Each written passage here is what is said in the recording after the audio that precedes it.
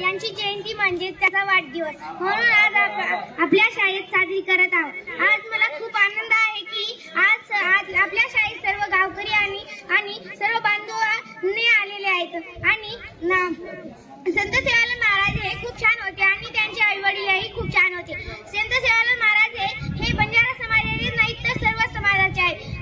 आपण कधीही आपल्या समाजामध्ये भेदभाव केलाच नाही पाहिजे।